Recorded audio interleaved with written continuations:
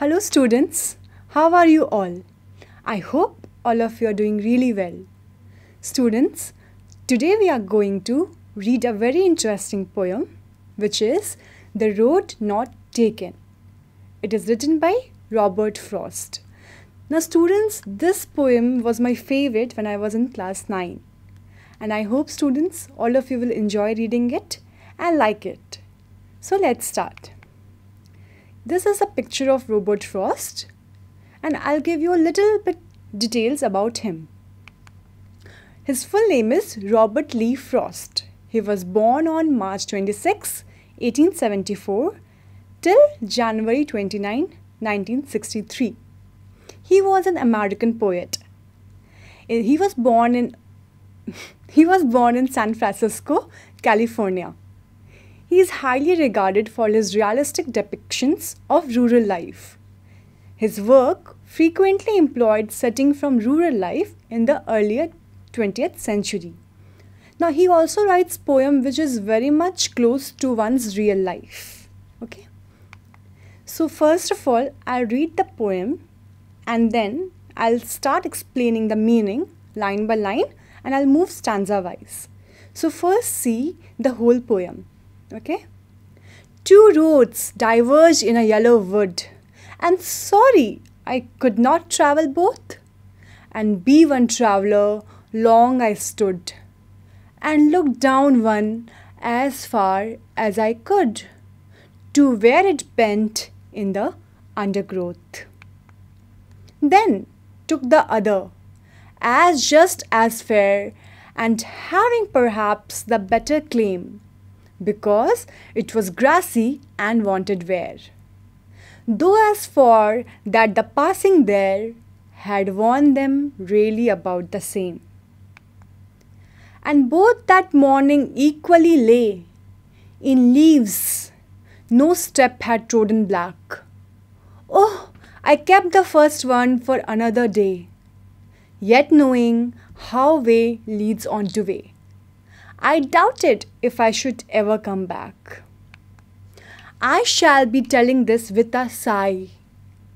Somewhere ages and ages hence, two roads diverged in a wood, and I took the one less travelled by, and that has made all the difference. So students, this was the whole poem. Now let's see it stanza wise. Two roads diverged in a yellow wood, and sorry I could not travel both. Now the poem starts with the word two, okay, which means that you have to make a choice. So anytime or when we have more than one option, we have to make a choice. The choice can be related to our day-to-day life, or the choice can also, give us a big impact in our future. Now the word diverged. You see the word diverged? It means that separated and it took a different direction. We can also call it as fork, F-O-R-K. Once the poet was walking down a road and then there was a diversion. Okay?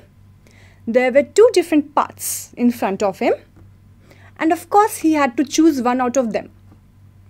Now here yellow wood means a forest. Wood means forest. And why yellow? Yellow means the leaves had turned yellow in color because it was a season of autumn. Okay? So I hope this stanza is clear. These lines are clear to you. Two roads diverged in a yellow wood, and sorry I could not travel both.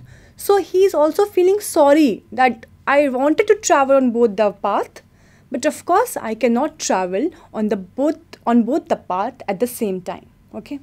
Now let's see the next line. And be one traveller, long I stood, and looked down one as far as I could, to where it bent in the undergrowth. Students, here you can see the picture of the undergrowth. Undergrowth means dense growth of plants and bushes. You can also see the picture and it will be clear to you. So what the poet is trying to say through these lines? The poet is trying to say that he is a single person. And being one traveler, being a single person, he could only travel on one roads. He cannot take both the roads because obviously one person cannot be on two places at the same time. So he had to make a choice. So what did he do to make a choice? He kept standing there and looked at the path very carefully, as far as he could see it. Before taking the path, he wanted to know how it was. Was it suitable for him or not? He was able to see the path till from where it curved, after which it was covered with trees and it was hidden. It also happens in our life. When we want to make a choice, we have many options, but we choose only one. Okay? And before taking that option, we think a lot whether we should go for this or not, whether it will be beneficial for us or not. So the poet also is trying to look down as far as he could so that he can make a choice. And the choice, of course, should be beneficial for him. Okay? So students, I hope these lines are also clear to you. Now next, we'll see what happens. Then took the other as just as fair, and having perhaps the better claim, because it was grassy and wanted wear. Now there are some difficult words in this stanza. The first one is fair. Now the meaning of fair, students, it is as good as the other one. Okay? Claim. The meaning of claim is better option. Okay? Grassy. Grassy means unused. So you must have also seen that the paths which are less traveled by the people, they are generally grassy. Okay? And wanted wear means which had not been used. It wanted wear. So the road wanted wear. Okay? It wanted some people or traveler to travel on it. Okay? Then took the other as just as fair, and having perhaps a better claim, because it was grassy and wanted wear. The poet, he kept on looking at one path for a long time, and then he started walking on another path, because he felt that both paths were equally good. So it was quite difficult for him to make a choice. He says just as fair. Now this means that he felt that both paths were equally good. So it was very easy for him to make a choice, and he took the other path and he started walking on one of them. He also adds that maybe he felt that the path was better for him, so he chose it as it had grass on it, which means that many people had not walked on this path earlier, which is why this path was grassy and wanted wear. It means that it wanted someone to walk on it. So the poet is thinking that he had a better claim. Better claim means a better choice, because he had chosen a path which was grassy and it wanted people to walk on it. Okay, students? Is it clear? Okay. So let's see the next stanza. Though as for the passing there had warned them really about the same. Okay. So firstly, the poet says that the first road, or the road that he chose, was very grassy. Not many people had walked on it. But now the poet is saying that it is the same as the other path. Okay. After he walked on the path for some distance, he realized that both the paths had been worn out the same way. Both the paths were similar and equally walked upon. The poet initially thought that he is taking a path which is less used by people. And later, he only contradicts himself and says that both the paths appear similar to him. So, the path that he is walking on is the same as the path that he didn't choose, that he didn't walk on. Okay? And let's move on to the next stanza. And both that morning equally lay in leaves, no step had trodden black. Now here this is a very important phrase, students. Trodden black. You don't get confused. It's because the trodden black is very simple. What does it mean? Trodden black refers to the leaves on the ground which have been stepped on by many people. The dirt on their shoes on the leaves have turned them darker. So students, you must also have seen that there are leaves which look very fresh. They are just fallen from the tree and they look really fresh. But the leaves that the author is talking about, the trodden black, means that the leaves were not very fresh. Okay, trodden black, when you walk on the leaves that have fallen on the ground, and when you walk on it, the dirt on your shoes make it black. So that is the meaning of trodden black. Okay. The poet says that both the paths were similar that morning. Both had leaves on them, and no step had trodden them black. They were still very fresh and yellow in color. So I told you the paths seemed very much equal to the poet. He is saying that both the path looked very similar to me in the morning. Okay. And no step had trodden black. जो leaves जो भी गिरे थे वहाँ पे, they were very fresh and they were yellow in color. It means that no other traveler had traveled on that path. Okay. I hope it's clear to all of you. Now let's move to the next stanza. Oh, I kept the first for another day, yet knowing how way leads on to way, I doubted if I should ever come back.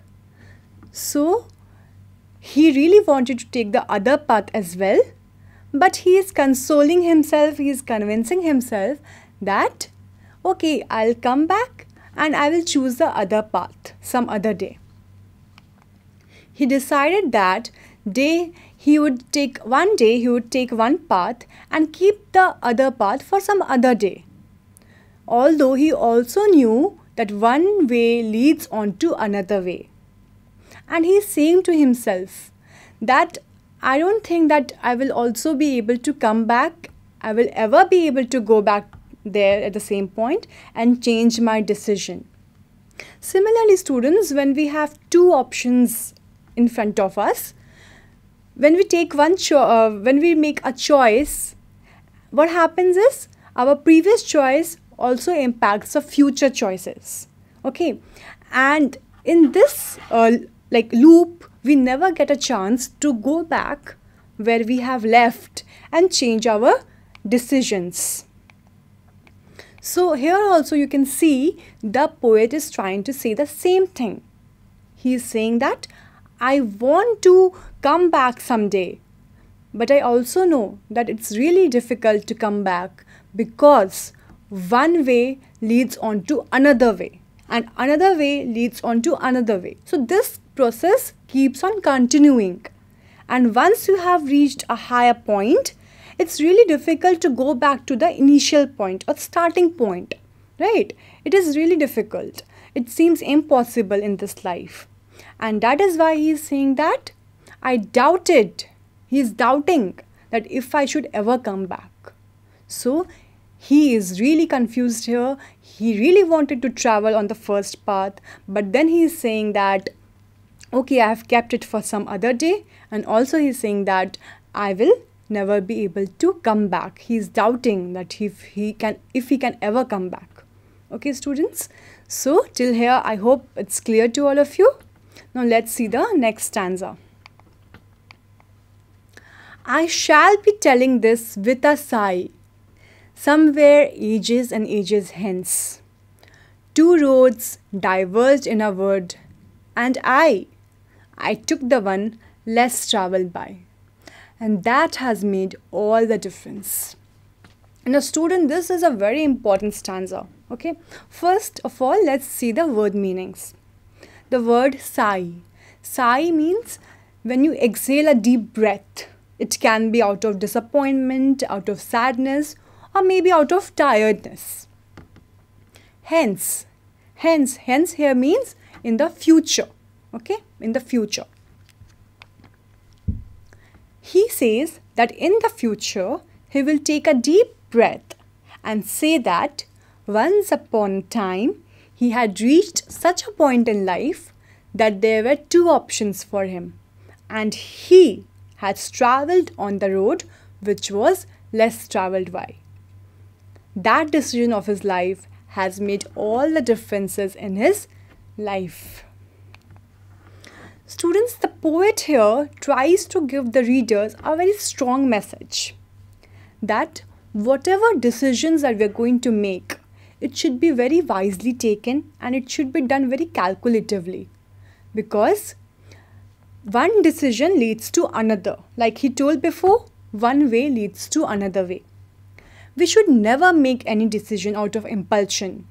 It's okay, like we should not say that, okay, let me just try this. We should not be casual in making decisions in life, We should be aware of the consequences of the choices that we have to make, because our future depends on the choices that we make today. Okay, so the last stanza is saying that I shall be telling the story with a sigh. Now here we really don't know whether the poet is really happy or he's kind of confused or sad with his decision, because he's saying that the decision that I made that day has made all the difference. All the difference, okay? Because if he didn't travel on that road that was less traveled by, maybe his life would have been different today. He must have landed somewhere else. He must have been doing something else. So that decision of walking on a path which was less traveled by has brought so many changes in his life, and that is what he's saying after ages and ages. So students, that was all about this particular poem. I'm sure all of you have loved it, understood it, and will take some learnings from this poem. Also, it's very important part of the poem is the literary devices or the poetic devices. Let's just see the poetic devices used by the poet. The first one is the rhyming scheme. So students, the rhyming scheme of this poem is A, B, A, and B. Okay. Now repetition. The second literary device used here is repetition. Repetition means something which is repeated. Okay. As you can see, ages is repeated. Two roads diverged in a word. This sentence is also repeated in stanzas 1 and 4. Next important literary device, students, here is anaphora. The repetition of a word or phrase at the beginning of and. Like and is repeated at the beginning of lines 2, 3 and 4. Okay, you can see also the second line, the third line and fourth line begins with the word and. So this is a very good example of anaphora. Next is alliteration. What is an alliteration, students? I hope all of you know. The occurrence or the repetition of the same letter or same sound at the beginning of the adjacent or closely connected words. Now I'll give you a very popular example of alliteration. Red, red, rose. Okay, r, r, r. Repetition of the sound r, r, r. So this is an example of, you can say classic example of alliteration. So in your poem also, students, we have many alliterations like that. You can see wanted where. Okay, wanted where. So the sound v is repeating here.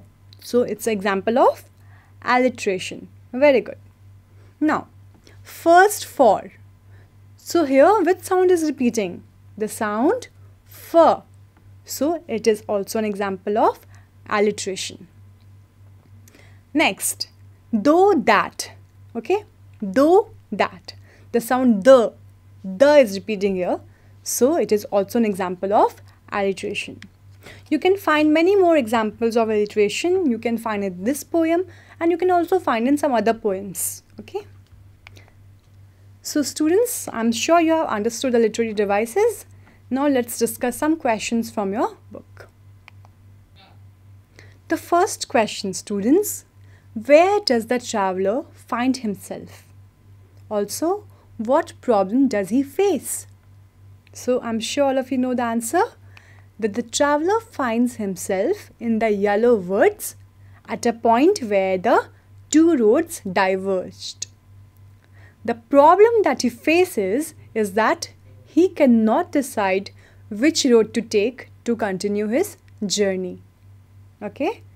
Next question. Discuss what these phrases mean to you. A yellow wood. It was grassy and wanted wear. The passing there. Leaves no step had trodden black. And how way leads on to way. We will discuss each one. Okay? Yellow woods. Now yellow woods refers to the forest in the autumn season. Like I told you before, students, the leaves they turn yellow. So popularly they are referred to as yellow woods. It was grassy and wanted wear. It means that the road was full of grass and very few people had used it. It seemed to invite people to tread on it, to walk on it. Okay? Okay. The passing there. The passing there implies the use of the path by the passers-by. Leaves no step had trodden black. It implies that the leaves lying on the road had not been crushed under the feet of the travelers.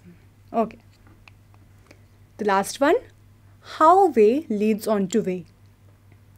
Through this phrase, the poet refers to the fact that one road always leads on to another and so on. Next question. Is there any difference between the two roads as the poet describes them in stanza 2 and 3 and in the last two lines of the poem? So let's see in stanza 2 and 3. There is no difference in the roads as the poet describes them in stanza 2 and 3, except that the road he took was covered with grass, looked to be not much used. Otherwise, both roads were equally covered with uncrushed leaves as if no person had stepped on them. Now we'll see the second part. Was there any difference in the last two lines of the poem?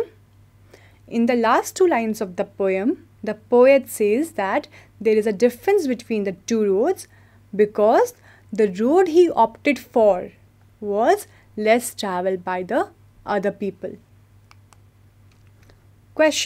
Next question.